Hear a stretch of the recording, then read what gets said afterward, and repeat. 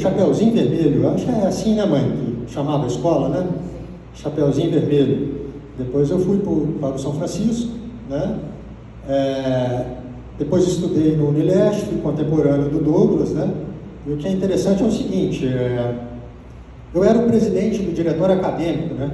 Eu representava 1.200 alunos, e 1.200 alunos de administração e ciências contábeis. Foi uma época sensacional no Unileste, né? E o político que acabou sendo foi ele, né? Não fui eu. E um excelente político, viu, Douglas? Meus parabéns, viu? Então, eu fiz administração no Unileste, tá? Tive oportunidade, né, de trabalhar com consultoria em gestão, nas consultorias tradicionais mineiras, na parte de gestão, tá? Durante esse período também fiz um MBA no IBMEC, de finanças. Depois eu fiz uma extensão desse MBA na Califórnia, na Universidade da Califórnia. Depois eu fiz outro MBA, um MBA em gerenciamento de projetos. E por último, eu fui parar lá na Austrália, né? E por que eu fui parar lá na Austrália? Porque estava muito difícil vender projetos no Brasil.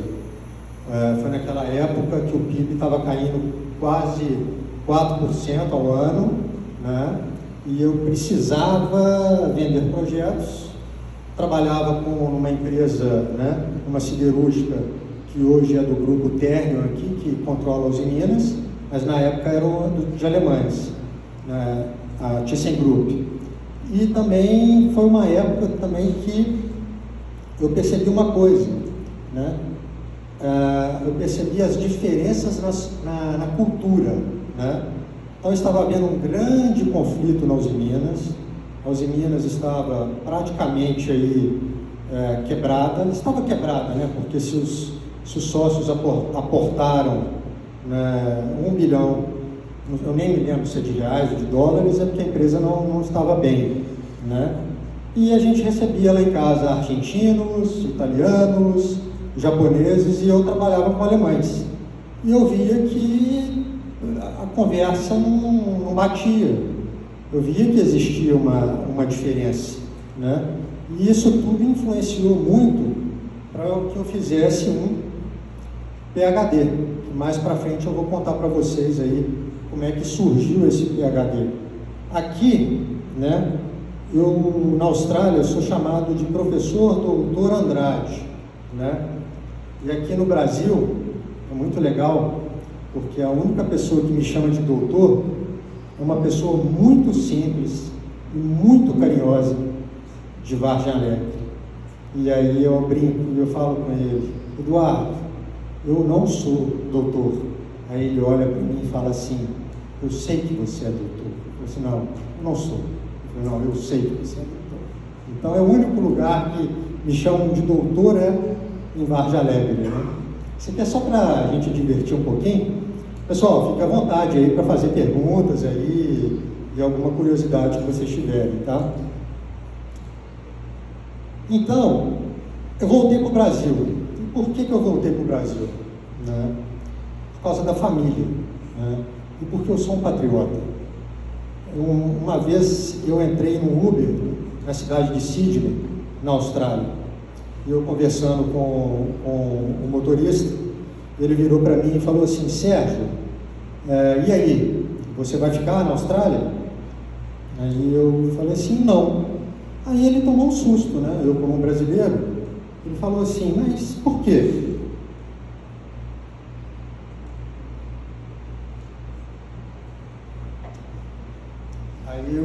Aí eu me lembro que eu disse a ele: olha a sua cidade, como a sua cidade é linda, tudo organizado, tudo limpinho.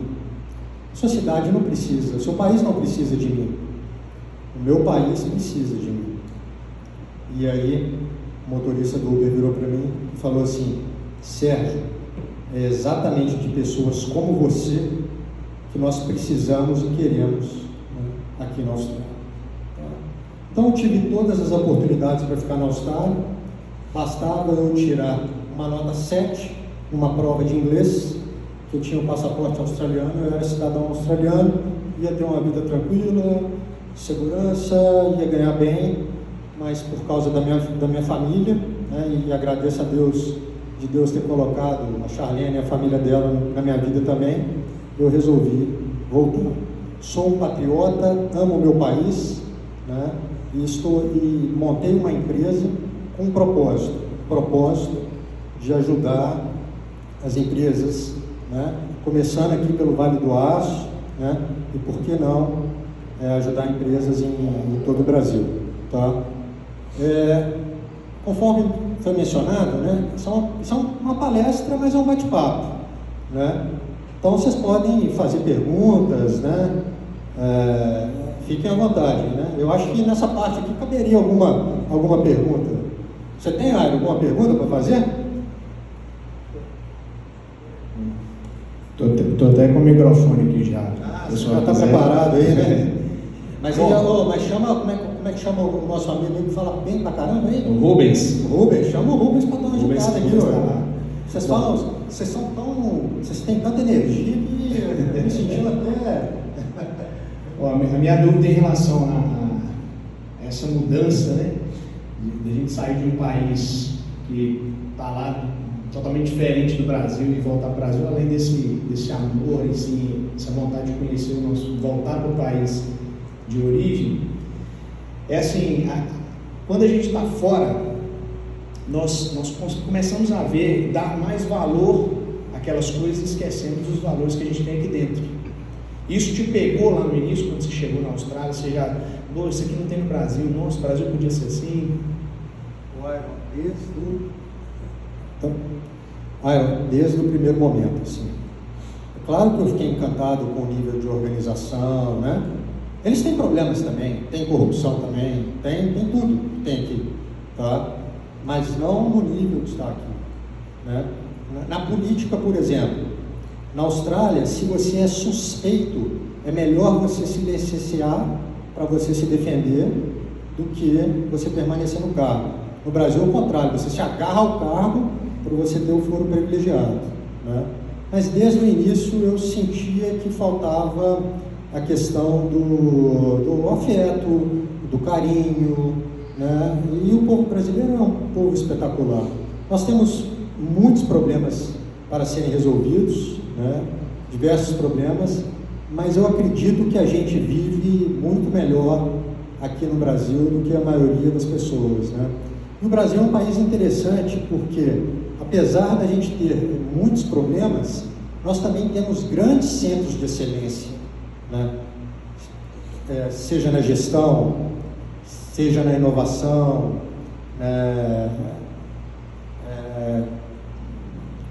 nas indústrias, né? A gente tem muita coisa boa aqui, né? Na área da saúde, por exemplo. Só que a nossa dificuldade é o que é? É pensar com uma visão mais estratégica e colocar pessoas certas, né, nessas posições para poder expandir isso. Porque o nosso melhor aqui, eu acredito muito que o nosso melhor aqui é melhor do que é feito lá, porque eu vi isso, eu sou testemunho, tá? Agora, na média a gente está bem lá embaixo, porque a gente precisa melhorar em muito, né? Em muita coisa, em relação a números, assim, né?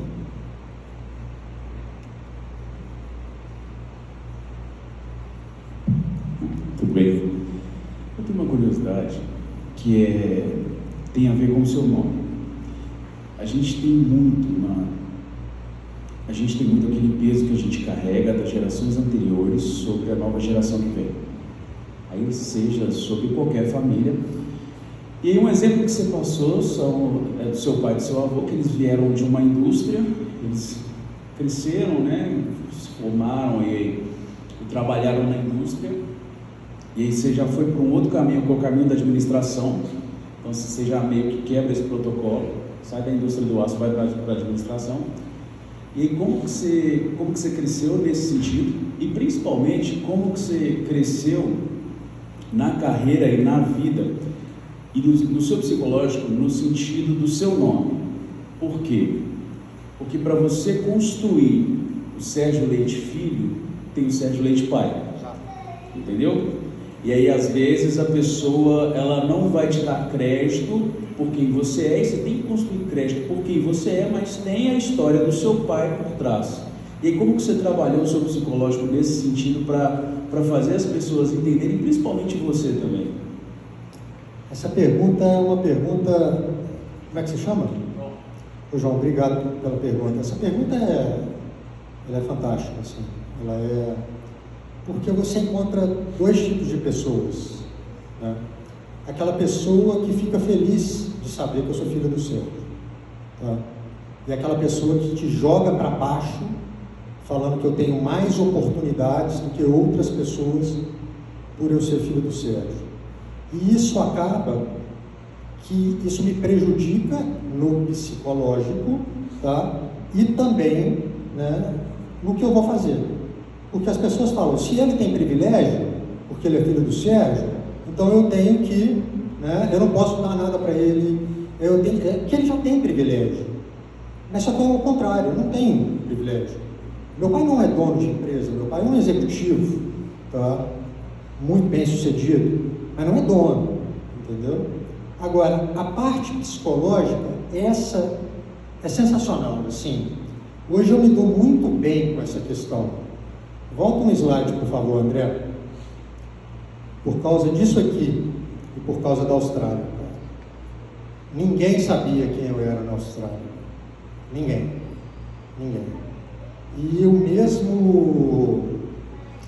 E da mesma forma que eu era super bem tratado aqui, eu percebi que eu era super bem tratado lá. Então eu tive oportunidades que os meus amigos brasileiros não tiveram. E eu falei assim, epa, não é porque eu sou filho do Sérgio que as pessoas gostam de mim. As pessoas gostam de mim, né? Eu sou bom profissional, né? E tem uma questão, né, da idade também. Eu não posso me comparar ao meu pai. Eu estou com 45, meu pai está com 70, vai fazer 72, né? Então assim, ainda tem isso também. Mas foi a Austrália que me ajudou, né? Então hoje eu consigo, com muita tranquilidade,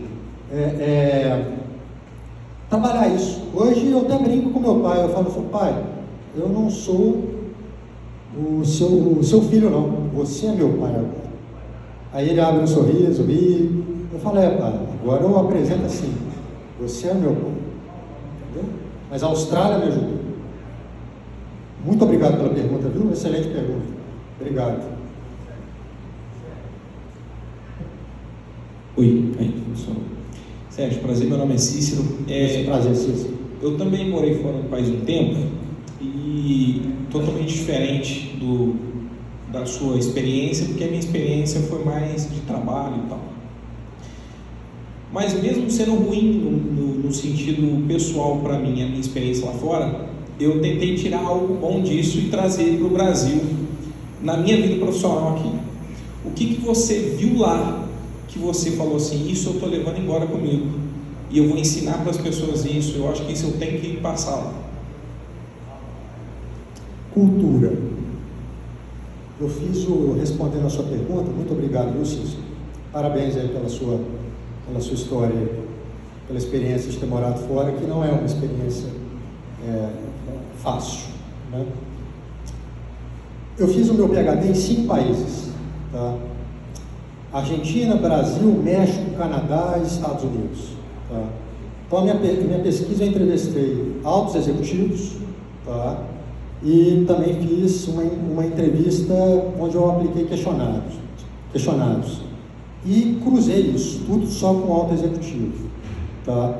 Então eu vi aonde a gente era bom e aonde que a gente precisava melhorar, né? E vi também aonde eles precisam melhorar. Então foi isso que eu trouxe de lá, né? Então eu vou te dar um outro exemplo, assim. Às vezes meu pai brinca comigo, que eu converso com ele, e fala assim, poxa, às vezes eu acho que você está sendo muito duro com seu pai. Ele fala comigo, né? Aí eu brinco e falo para ele, poxa, esse é um dos benefícios da gente ter o mesmo sangue, né? Mas é por quê? Porque a minha forma de comunicar, ela ficou mais direta, né? Eu me comunico de forma mais direta. né? Um exemplo, isso serve para gestão, tá, pessoal? Você morou em qual país? Portugal, né? Vamos pegar aqui países que eu conheço bem, assim, cultura anglo-saxão. Inglaterra, Estados Unidos, e Austrália e outros países, tá? No Brasil, você demonstrar cultura, né, na hora que você fala, é você muitas vezes falar com um português rebuscado. E a responsabilidade da compreensão da mensagem, ela não é do emissor, ela é do receptor. E sendo do receptor, na nossa cultura, a gente acaba fazendo o quê? Podendo interpretar de diversas maneiras, né? Lembrando que cultura não é personalidade, né? Mas o meio acaba influenciando. Agora, no exterior, o que acontece? Na Austrália, né? Na Austrália, a comunicação ela é direta, tá? O que pra gente dá a entender que a pessoa está sendo rude, às vezes, né? Como meu pai comentou, né? Filho, às vezes você é muito duro com seu pai. Não estou sendo duro. Eu trouxe isso da Austrália para não deixar dúvida. Então a responsabilidade da transmissão da mensagem é do emissor e de preferência com uma linguagem simples. Coisa que no Brasil o cara fala, você pega, por exemplo, o Supremo Tribunal Federal, sem aqui desmerecer nada, mas olha como é que tudo é muito rebuscado, né? Às vezes, se falasse de forma simples, pragmática, todos os brasileiros compreenderiam, entendeu? Então, assim, eu trouxe muito dessas coisas de fora, e é isso que eu agreguei na SLA Consult. Ô Sérgio, você começou a palestra aí de uma forma muito interessante, sabe? Quando você colocou suas famílias e apresentou. Deu para ver o brilho nos seus olhos quando você menciona a sua origem, né? E talvez muitos de nós viemos aqui para ver uma parte técnica de uma apresentação, de uma palestra, mas nós começamos a aprender desde o início, né? Porque a gente jamais deve esquecer as nossas origens, porque nesse mundo tão competitivo é fácil a gente se perder, a gente se tornar pessoa que a gente não é, né? Mas quando a gente decide valorizar e entender de onde vimos, fica mais fácil saber para onde vamos, né? E em qual momento, né? Porque nós vimos falar sobre peso de nome, vimos falar sobre cultura e sobre personalidade, né? Deu para perceber também a sua personalidade, né? Você não é fruto ou imagem de alguém, você tem a sua imagem. Isso também é interessante, né? Porque isso aí reforça para cada um de nós que os valores, né, eles não são prioridades, né? Prioridade muda, né? Mas valor ele permanece. E família é um valor. Parabéns para você, tá? Muito obrigado, viu?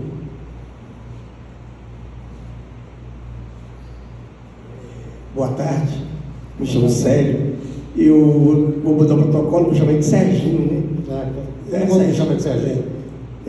Serginho. Fiquem à vontade, viu, pessoal? Serginho, nós estudamos junto em algumas matérias na faculdade, e ele nunca colocou esse parelhamento do pai dele como meta, e sim lutando pelo seu próprio caminho. É Serginho. Desde o DA, quando nós tentamos fazer uma empresa junto, né? Então, e às vezes ele era colocado em prova. Pede seu pai para te ajudar, eu já cansei de ouvir muito isso, né, Sérgio? Nós juntos, mas ele não, ele sempre é essa pessoa que tentou lutar e lutou sozinho, está aí hoje. Serginho, você tem meus parabéns, nós temos liberdade de sempre conversar, né? E falo sempre com você, e eu acho você uma pessoa excepcional, humilde e espetacular no que faz, entendeu? Como consultor, você é o máximo. Um abraço, estou aqui ao seu convite, que você realmente merece estar onde está e tem que crescer mais. Você merece isso. Um abraço. Obrigado. Obrigado pelo seu carinho, Samir. Mais alguém, pessoal?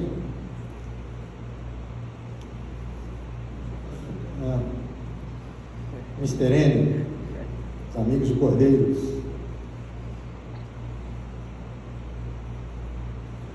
boa tarde. Serginho, como sempre se relaciona. Fala um pouquinho sobre a sua experiência, né?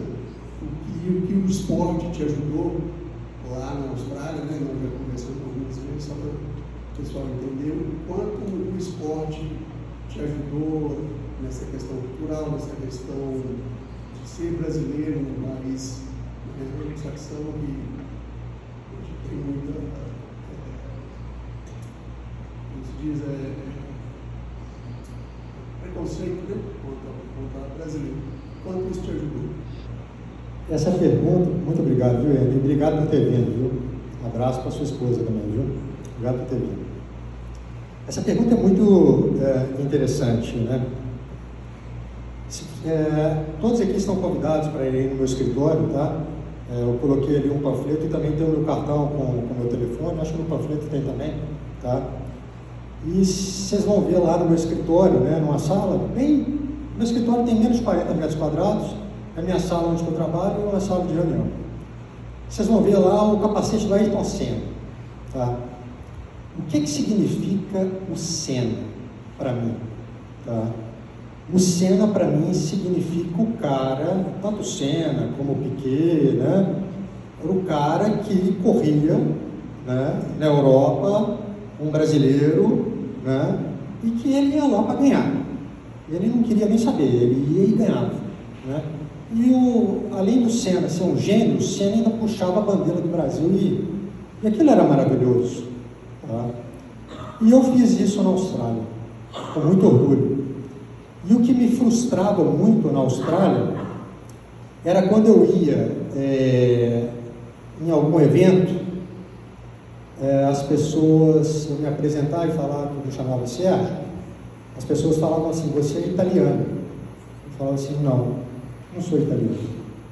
Não, você é espanhol. Eu falei: não sou espanhol. Eu falei: mas você não é italiano nem espanhol? De que país você é? Eu falei: eu sou do Brasil. Quando eu falava que eu era do Brasil, eu sentia que as pessoas murchavam. E aquilo doía a alma, na hora que eu falava que era brasileiro, tá? E eu falava assim: gente, essas pessoas não têm ideia do que é o Brasil, né? Recentemente, né, a gente teve a oportunidade, Charlene e eu, de algumas vezes ir para São Paulo, né? Poxa, olha o que é São Paulo, olha o que é o estado de São Paulo. Pega de Belo Horizonte, quando você pega de Belo Horizonte, sentido São Paulo, é outro Brasil, Brasil desenvolvido, Brasil que tem velocidade, né? Que tem, né, empreendedorismo, que tem infraestrutura, né? Então aquilo me doía a alma, doía o coração, tá? Agora, falando especificamente sobre o tênis, né, acontecia a mesma coisa. Eu era o Sérgio, o italiano, tá? Aí depois de muito tempo eu comprei um boné do Ayrton Senna e pus na cabeça e ia jogar tênis. O pessoal: não sou italiano, sou brasileiro, né? E o tênis é legal porque é um esporte que pessoas do mundo inteiro compartilham um valor, né? Mas culturalmente tem algo também muito legal, né? Eu estava andando numa academia super bacana e um cara virou para mim e falou assim: você está procurando alguém? Aí eu falei assim: não, só estou dando uma olhada aqui, o pessoal, né, vendo o pessoal jogar tênis. Aí ele virou para mim e falou assim: você joga tênis? Eu falei: jogo. Aí ele falou assim: anota o meu telefone aí. Aí eu peguei e anotei. Aí eu falei: vem aqui quarta-feira, tal hora, dá para você? Eu falei: dá. Aí eu fui, tá? Você já jogou na grama? Eu falei: não, eu nunca joguei na grama. Aí, beleza, né? Peguei minha raquetinha e tal, quarta-feira eu estava lá. E fui jogar na grama, tá? Aí o cara virou e falou assim: Sérgio, você joga bem. Você quer se associar ao clube aqui? Isso eu pagava a academia, tipo $50 por semana de academia, tá? Aí eu falei assim: jogar torneio social no final de semana? Aí eu falei assim: tá, vamos experimentar. Aí fui, joguei, gostei, né? Acabou que eu fui convidado para ser membro e eu deixei de pagar $50 e comecei a pagar 15, olha o incentivo ao esporte. Você pagar 15 porque eu representava a academia e o clube jogando tênis. Tá? E olha como é que é a questão cultural. No Brasil a gente gosta da quadra de saibro, aquela quadra, né? Aquela quadra é uma quadra mais lenta. Tá? E o que acontece com quadra mais lenta? Você espera mais o jogo. Né? E aí eu comecei a disputar esses torneios, e aí eu perdia todo o primeiro set, eu perdi. Mas eu parava assim e pensava, assim, gente, eu sou melhor do que esse cara não pode ganhar de mim, não. Eu falei assim, agora eu tenho que atacar, né? Então, eu já perdi o primeiro set, eu tenho que atacar no segundo, porque senão eu vou perder o jogo. E comecei a atacar, né? E aí a minha bola andava, aí eu virava todos os jogos. Aí, pergunta do, como é que você chama? O Cícero, né? O que você trouxe de lá para cá? Velocidade. Até no esporte, eles são mais ousados e agressivos do que a gente nos negócios. Então, você tem que fazer, né? O sistema de educação deles é assim: primeiro você faz, erra e aprende. O nosso não. Primeiro você aprende, erra, e se errar é culpado. Tá? E no tênis, eu percebi que eu tinha que ser mais ousado e que eu tinha que atacar. E isso foi um insight que eu tive, né? E quando eu jogo tênis aqui no Brasil, é totalmente diferente de jogar tênis fora do Brasil. Vocês podem reparar, a maioria das quadras, né? Tirando o Roland Garros, que é um torneio lá em Paris, né? A maioria dos países latino-europeus, né? A maioria das quadras no mundo, dos países desenvolvidos, são quadras rápidas. Ou seja, eles buscam o resultado, eles buscam o ponto sempre. Tá? Então, respondendo a sua pergunta aí, né? Responde bem? Alá, Mr. N? Sérgio, Rubens aqui atrás falando com você. Como você tem o nome do Sérgio Filho, né? Eu tenho o Rubens Neto. Então, quando você apresentou sua família, me fez lembrar da minha origem, que sou viçosense. E lá na minha cidade de Viçosa, meu avô deu peso no nome dele por ser pastor Rubens Luiz Valadares.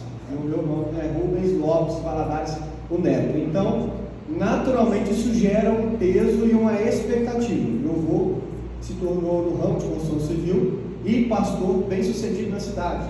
Ganha medalha, né, lá e tudo mais pelos prefeitos. Então é o seguinte, pegando o gancho na pergunta que o João fez. Meu avô no ramo de construção, eu sempre amei construção e a parte comercial, mudar completamente o rumo. O que a empresa sua hoje, trazendo toda essa bagagem do sucesso do seu pai, a sua história que você vem construindo, você entendeu? Essa é a história do meu pai, a minha história que é outra. O que a criação dessa nova empresa que você tem no Vale do Aço pode impactar e também construir um legado como da sua família fez? O que você pensou, que você criou isso aí para poder modificar o cenário do Vale do Aço? Dos empreendedores. Uma resposta só, tá? Pessoas. A minha empresa trabalha com metas, indicadores, planejamento estratégico, etc. e tal. Mas é pessoas. A gente precisa cuidar das pessoas. São as pessoas que geram os resultados. Né? Meu pai brinca, né, que às vezes as pessoas que estavam lá, inclusive ele, que quebraram os em Minas, foram as mesmas que bateram todos os recordes. Né? Então, o que eu trago de diferencial é o trabalho nas pessoas. Vai receber todo o aporte técnico, mas vai receber uma ênfase forte em pessoas, trabalho em equipe, liderança, análise crítica. A maioria dos problemas que surgem na minha empresa são problemas voltados para processos. E processos, por quê? Porque a gente está com uma dificuldade grande de mão de obra, né? E a gente, depois da pandemia, o mundo virou de cabeça para baixo, né? As pessoas estão estudando menos, né? Então, o diferencial da minha empresa é trabalhar pessoas, né? além de trabalhar o que precisa ser trabalhado, que é a questão, né, do que a gente chama de hard skills, né, que é a técnica. Quer dizer que então o seu processo ali é individual com cada pessoa? É pessoas. Outra pergunta. Então, Sérgio, você teve aí suas experiências externas, né? Trouxe para a gente um panorama das diferenças e diante desse cenário atual do Brasil, em que os empreendedores, né, têm os desafios de alta carga tributária, burocracias, instabilidade política, crescente concorrência no digital, qual o principal ajuste de mentalidade que o Sérgio acredita que os empresários do interior, como os de Patinga, devem adotar imediatamente para não apenas sobreviver, mas liderar mercados e escalar seus negócios de forma sustentável? Como é que se chama? Lorena. Lorena, obrigado pela pergunta. A primeira coisa que eu estou tentando fazer no Vale do Aço é desmistificar que consultoria para empresa grande. Tá? Então, no exterior, assim, se você tem um problema e você não consegue resolver, você vai e você contrata alguém que sabe. Tá? Agora, o Brasil ele tem uma cultura homogênea, tá? Mas tem algumas isso homogênea cientificamente. Gostamos de futebol, gostamos de nos interagir, falamos a mesma língua, né? Mas o mineiro, né, o ipatinguense, vender aqui não é fácil, tá? Por quê? Se eu chego em São Paulo e viro para o cara, vou dando um exemplo aqui, né, usando altos valores aqui, eu falo assim, olha, eu vou fazer um trabalho de consultoria aqui na sua empresa, tá? A sua empresa tem uma oportunidade aqui de ganhar 10 milhões em um ano, tá? Para ganhar 10 milhões, você vai ter que investir eu vou colocar 4 consultores, tal, e 1 milhão resolve, você ganha 9, tá? Sabe o que o mineiro faz? Eu vou te pagar 1 milhão, tá? Então daqui para cima, é tudo assim, eu vou te pagar 1 milhão, mas eu vou te dar 10, mas eu vou te pagar 1 milhão. Agora fala isso para um paulista, na hora ele assina. Fala isso para um cara de Santa Catarina, o pessoal lá de baixo. Na hora eles assinam. Então, o meu papel aqui é desmistificar isso. Eu quero desmistificar que consultoria é algo para gente grande, né? Que vou estar com um stand bem simples mesmo, porque eu estou começando, bem simples na Feraço, exatamente para ter oportunidade de ter esse bate-papo, para pegar o pequeno. Eu quero trabalhar o pequeno, né? Se não dá para trabalhar em consultoria, vamos trabalhar em formato de assessoria, entendeu? Então, essa mentalidade no Vale do Aço a gente precisa mudar, entendeu? Sérgio, outra pergunta aqui para você.